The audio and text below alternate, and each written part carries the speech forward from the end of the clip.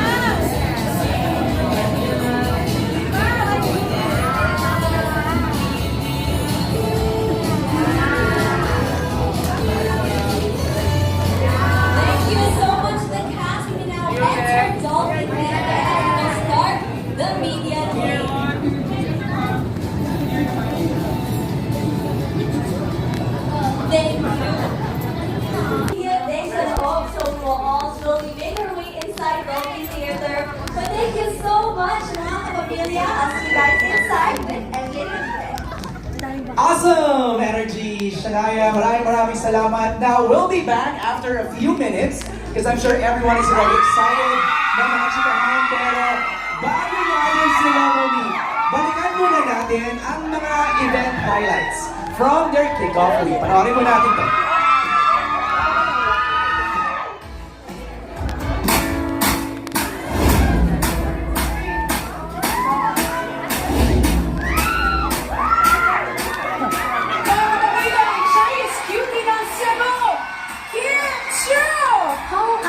Found himself auditioning on Starstruck.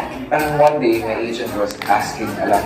Nakikita mo bang in love ngayon si Paolo? Tago mo yun.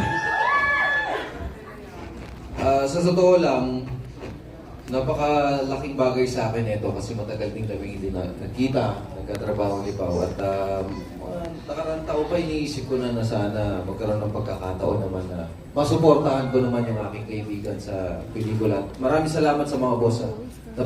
Naging totoo, di ba? Kay Direk, napagbigyan ako ng pagkakataon na mapasama rito.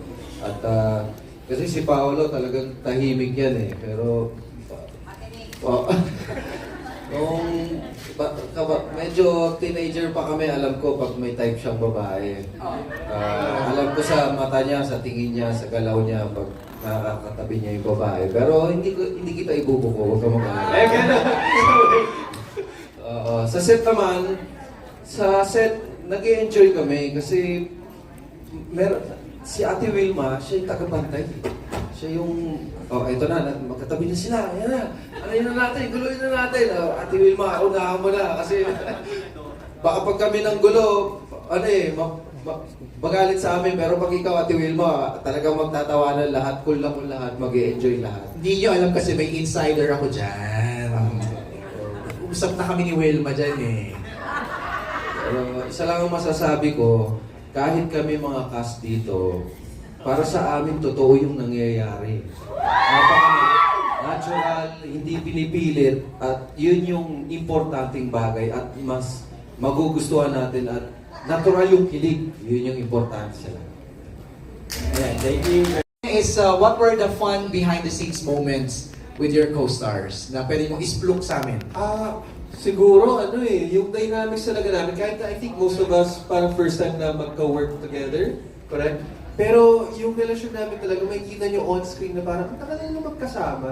Ganun yung vibe namin na nagkasundo talaga kami lahat, nag-click kami. Napansin ko yon. Pumunta ako ng set para lang kayo magkakabarkada. Actually, kami doon.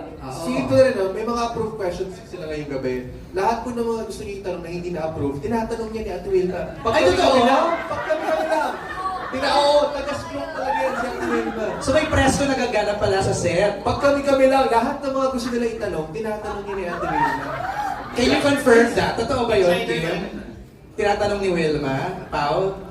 Marami kasi siyang tanong. Alam mo namang ano na to sa sibilisasyon ng showbiz, haligi. Parang isa siya sa mga haligi ng mga showbiz industry. Grabe naman, nagmamarites lang. Pero sa... go ahead. Yung kagandahan dahil nag-bonding kami, nag-blend kami well, ang ganda na meron kang cast na talagang sumusuporta sa napaka-husay na love team na to. Natin kung love team talaga to. Ano yun naman, tingnan natin. Ako, Maganda yung vibe eh. Ang ganda ng vibe ng cast. Sabi mo nga sa akin, Wilma, di ba? Spluk. Di ba sa promo? Spluk kung spluk. Di ba? Ay, kaya nga sinabihan ako ngayon eh. Huwag ka ba yung salita? sa lahat po sa amin yan, Pumapasok pa lang ako ng gate ng ABS-CBN. Talaga sabi, yung sa trailer lang ha, huwag kang magsasalita. Magsalita ka! Pagsalitain niya. Sino gusto magsalita si Wilma? Taray! Dapat Pasweet! pala tinagalan ko pa doon sa salon mo eh. Tinagalan ko pa magpula ng buhok ah. Okay, thank you, Mix, for answering that. Karina, ang next question ni Cinema Bravo is, do you see yourself portraying a leading lady there in a rom-com movie in the future? Ayan! Ito na lang tayo ba?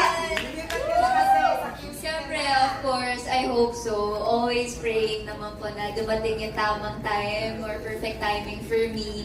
And also, tamang katrabaho. And yun nga, pinag-uusapan namin actually kanina lang sa dressing room before kami bumaba dito. Sabi nila directly, Ate Loves, na we will pray, hopefully, na that time will come, syempre. And I'm so happy na I get to witness Kim Pao also as well. Syempre, as an inspiration and a stepping stone na rin towards that dream. Oh, wait! Kaya lang ako pala. Bakit wala pang laman sa set? Sa set kasi paminsan medyo lumulutang na po yung brains ko.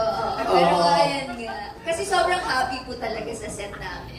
So nakakalutak pala ng brains yung pag-happy sa set, no? Pag medyo mga madaling araw na po. Ayun. Hindi na Alright, thank you, Karina. Thanks for your candor. Also, kay Wilma, if the movie has a sequel, what do you think will happen to your next character? Next year. Feeling ko kung magkakaroon ng kadugtong yung movie na to, I think mas magta-translate yung relationship ng Sari and Jolo. Kasi kapag napanood niyo yung movie, makikita niyo yung bakit nga ba kami siguro nandito as people from tahanan homes. Kasi yun yung magre-represent talaga who they are in the movie. So, I think that would be really interesting kapag Tsaka, medyo kinukontrata kasi namin si Direk Chat na sa next movie niya, kasama talaga kami. At saka idadagdag ko lang, no, na parang dahil sa kanilang dalawa, nakakatulong talaga sila sa bawat character namin. So sa bawat na nangyayari doon, meron silang naitutulong, hindi lang yung problema nila, kundi pati sa amin. So maganda talaga. Dapat to talaga may sequel number 2. Ay, wow! Yes. Meron talaga to. Tingnan mo. Di ba sabi mo naman every 10 years, maghihintay tayo. Baka na-ego naman ang hair ko that time. Kita natin. Maghihintay ako ng second sequel kasi sigurado talaga akong maraming kikiliging mga kabataan. Hindi lang kabataan, pati yung mga nanay na kagaya ko na, nakakakilig pa rin pala talaga. At masarap pa rin pala kiligin regardless of your age. Yeah. Just to add kasi kami dalawa ni Love, di magkasawa kami every time magkasama na kami, kinikilig kami sa isa't isa. Pero walang biro. When we see Pao kasi and Kim together, talagang kinikilig kami na parang... Bakit? Sige, pa-explain mo nga sa amin. Okay, Mo sa amin. ako mag-explain. Ayan Kasi po. si Paolo, meron siyang tingin, yung mata niya kasi minsan, guys, ang best. Sorry guys, sorry mga Kim Pao. So may eksena kami, nagaganon-ganon si Kuya, tapos tinignan niya ako na ano? Sabi ko, yun pala yung personality niya, na pag tinitigan ka niya, hindi man siya magsalita ng marami, but he's talking to you, alam mong gentleman siya. So ngayon, from a distance, hindi nalaman dahil bilang maritas nga, bawal magsalita, Wilma Lin. Tinitingnan ko silang dalawa, very sa mga ate, hindi makatagal pag nilitigan ni Kuya. In fairness naman kay Kuya, yung mata niya says it all. At aaminin na rin po namin na dito lang. Ay! Di ba?